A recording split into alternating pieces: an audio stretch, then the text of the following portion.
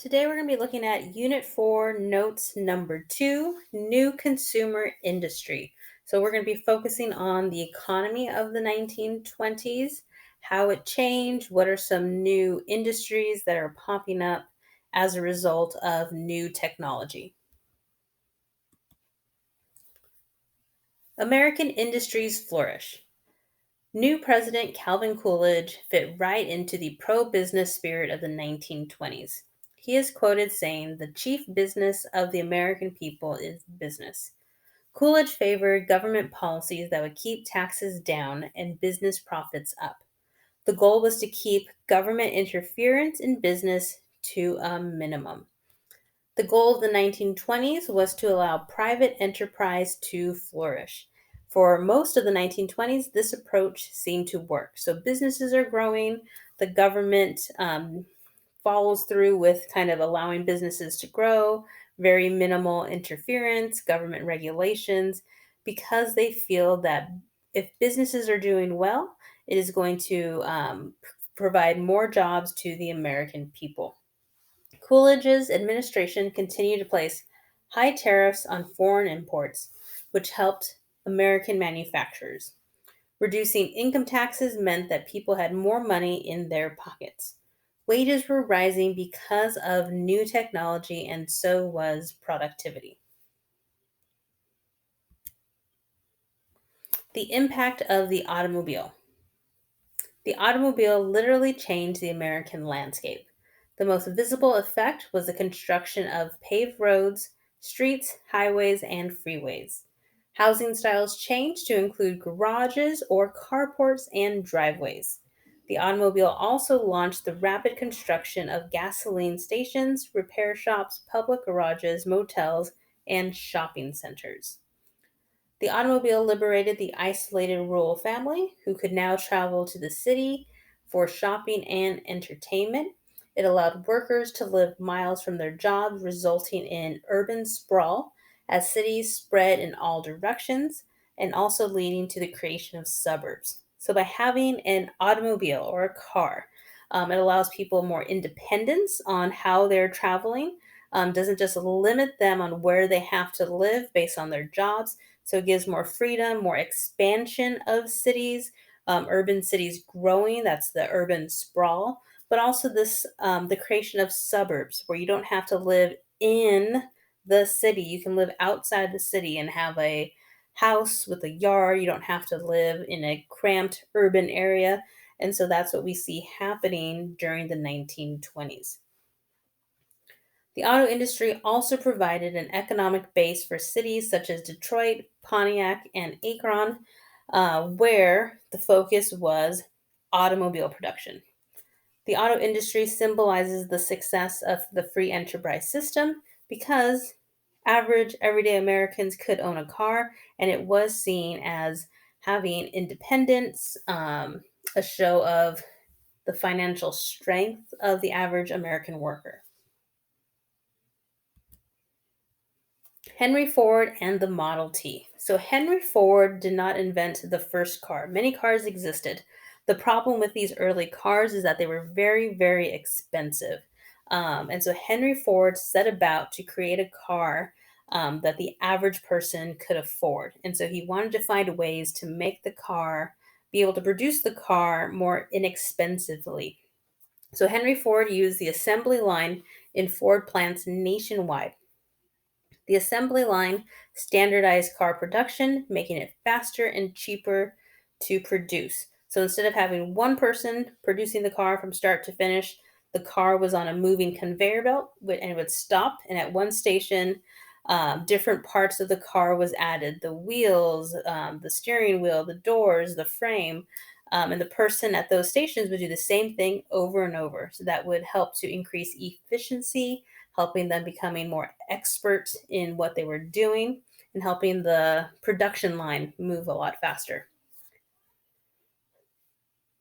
This technology spread to other industries, making all goods cheaper and more available. Ford was able to lower the price of a Model T from $850 in 1908 to $300 by 1926. Route 66. So, Route 66 provided a route for people trekking west from Chicago to California. New businesses and towns developed along the route. So, we see the route here. And then in California, you can see the historic Route 66. And then also, if you guys have ever seen the Disney movie Cars, that Radiator Springs is supposed to be kind of off Route 66, kind of an homage to this car culture, the fact that you see gas stations and towns and businesses developing along this route. So now let's stop and think. How did the automobile affect American life? Well, it starts to give the American people more independence because now they're not relying primarily on public transportation, subways, trolleys, streetcars. They can go whenever they want to go, drive themselves different places. It helps to increase jobs in terms of the auto industry, affects other industries growing that way.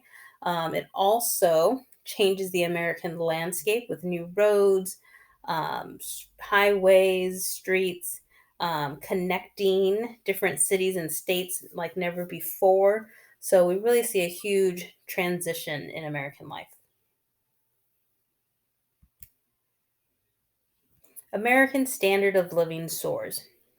The years from 1920 to 1929 were prosperous ones for the United States.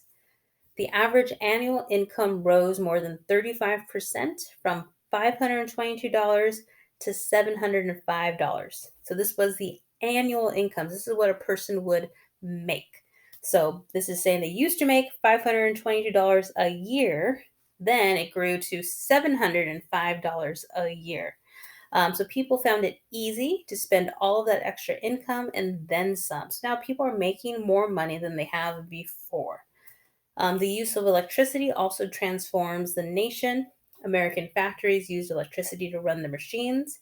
The development of alternating current made it possible to distribute power efficiently over longer distances. Electricity was no longer restricted to central cities, but could be transmitted to suburbs. By the end of the 1920s, more and more homes had electric irons, refrigerators, cooking ranges, and toasters. These electrical appliances made the lives of housewives easier, freed them up for other community and leisure activities, and coincided with a growing trend of women working outside the home. So, for example, if you didn't have to hand wash everything, if you had an electric washer that you could just put the clothes in, walk away, do something else. So it really changed how, again, what we're thinking of 1920s when the majority of women were housewives and did stay at home. It had a bigger impact on their lives at this time. The dawn of modern advertising. So, with new goods flooding the market, advertising agencies no longer just inform the public about products and prices. They hired psychologists to study how to appeal to people's desire for youthfulness, beauty, health, and wealth. Brand names became familiar from coast to coast, and luxury items now seemed like necessities. So when you look at these ads, one thing that these advertising agencies are having to do is that people had lived their lives, their whole lives, without anything electric. Electricity is brand new. So now they have to convince them, no, stop, washing your clothes by hand. Instead, buy an electric washer. Or don't just toast your toast on in the oven, buy this toaster oven. So all these different types of appliances, they're having to convince people that not only do they want it, but they need it. And so that's kind of what these advertising the pictures. They're creating this image. Everyone's nicely dressed. The house is clean of like what your life could be with these new products. A superficial prosperity. During the 1920s, most Americans believed prosperity would go on forever. As productivity increased, business expanded. There were numerous mergers of companies that manufactured automobiles, steel, and electrical equipment. And we also began to see the development of chain stores. The income gap between workers and managers also grew. The iron and railroad industries weren't very prosperous, and farmers nationwide suffered losses. They were making more food than was needed. So, while some industries were doing well, others were not. And so, what this means is that this superficial prosperity is that people are only focusing on the good and not really paying attention to kind of the negatives or the industries that weren't doing well and what that could mean on a bigger scale. Easy credit became a way for consumers to purchase goods. The installment plan enabled people to buy goods over an extended period without having to put down much money at the time of purchase. Banks provided the money at low interest rates. The buy now, pay later ease of credit allowed people to indulge. So, a lot of these new appliances, refrigerators, washing machines, these bigger appliances, an electric stove or electric oven, many people couldn't afford to buy, just like walk in this to the store, pay for it in full. But with this availability of credit and installment buying, that you put a few dollars down now, you take it home today, and then you pay it off in monthly installments. This was a very, very new concept to people. And so it began to kind of take over um, people, overwhelmed them because they didn't know necessarily how to manage themselves and their buying habits. And so what we see happening is a lot of people going out and buying, but they're buying on credit. So this also adds to the superficial prosperity of, yes, businesses are selling things, but people are buying it on credit. So they're borrowing all that money from the bank. So they're not really they are purchasing it, but it's not reflective of trying to think of a word like actual, cash. So some economists worried that installment buying might get out of hand. Many felt it was a sign of the superficial prosperity. So let's stop and think, how does credit change American buying habits?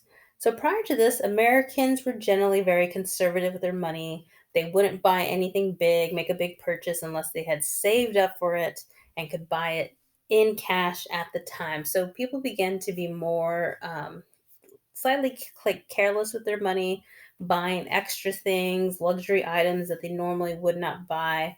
So we began to kind of just see Americans completely changing their buying habits because of credit. So this is the end of the notes. Make sure you go back and do your key terms.